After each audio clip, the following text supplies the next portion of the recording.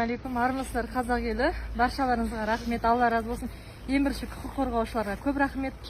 Ризалығымды білдіремін, және барлық белсенділерге көп рахмет, осылай қолдап қоршап келіп жатқанына. Ешқандай білдірткен жоқ, біздің осындай ешкім жоқ екені де білінген жоқ. Наоборот, көп қолдаулар болды. Және мына ивестің ішінде бізге полицейскийлер жақсы қызмет атқарды.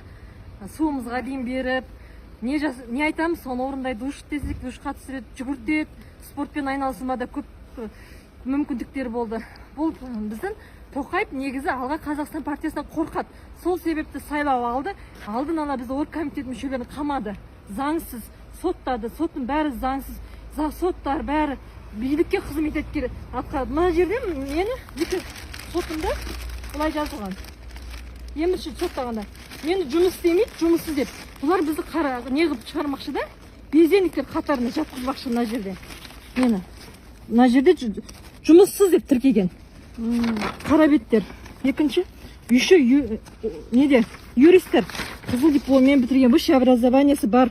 Мына жерде енді жұмыс орынды, жұмысымды тіркеп, тұрғылықты жұмыс орны, міне аймақтау сауда үйі аспазшы деп тіркеген. Бұл вообще ят нәрсе, ят. Бұл Қазақстанға ят. Юристтер вообще бәрі документке, мынау документ, бұл жай қағаз емес. Дұрыстап қадағалаңыздар. Өтті ят, надан. Мен даже өйтіп высшее образованием жоқ. Өйтіп мен мынаны аңғардым. Ят нәрсе мынау деген. Сол айтайын деген, аман болыңыздар. Ештеңе қорқыныштысы жоқ. 15 күн лезде өте шықты. Наоборот, шынығып, шымыр болып шықтым. Аллаға шүкір. Жасар Аллаға сізге көп рахмет.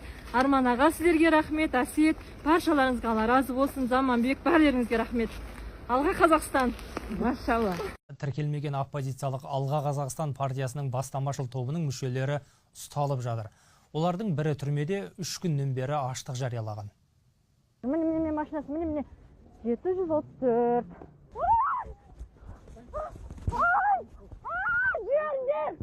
Қасқарая көшеде шыңғырып көмек сұраған бұл дауыстың иесі азаматтық белсенді Венера Жанбаева. Оны және тағы 4 үзеңгілесін полиция өткен жұмада ұстап әкетіп, 15 тәулікке қамаған.